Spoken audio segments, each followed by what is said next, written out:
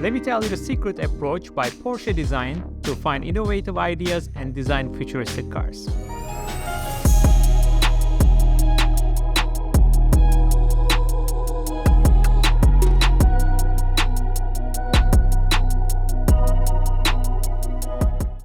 Actually, for the first time, I heard this idea from my former design boss, Achim Storz.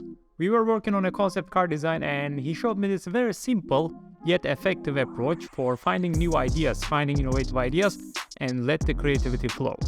Then after a couple of years, I saw the exact same idea in this book, Porsche Unseen, and I wanted to share it with you. Also, Achim worked at Porsche Design years ago, so I don't know who inspired whom, but I'm pretty sure you will like this approach.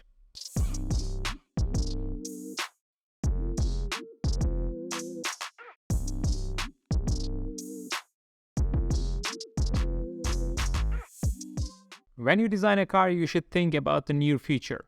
Let's say if you sketch the car today, if you start the design process today, it will take at least a couple of years, let's say 2-3 years to be on production, to start the production. And it will stay on production for a couple of years, there will be the facelift version, so let's say 5 years minimum, it will be on production.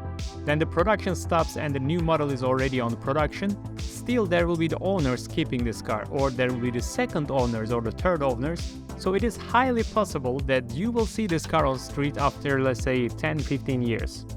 So while designing the car, we set the goal that it will still look fresh and nice design after 10-15 years. Maybe you heard before that in car design studios, we live couple years ahead of the current time. That's the reason. As head of Porsche Design Michael Maurer explains, there are two ways to approach car design projects.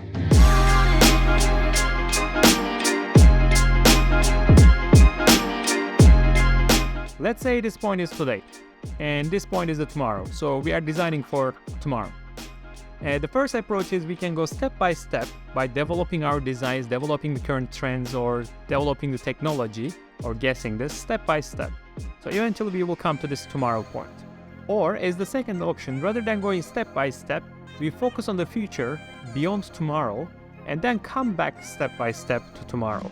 And this way we can focus on more creative ideas, focus on future, and detach ourselves from today's physical or today's technological constraints.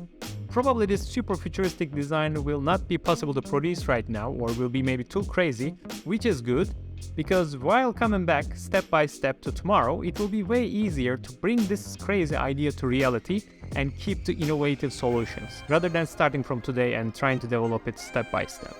At the end, the second approach definitely leads to more innovative and futuristic designs. Actually, that's why we have the concept cars as well.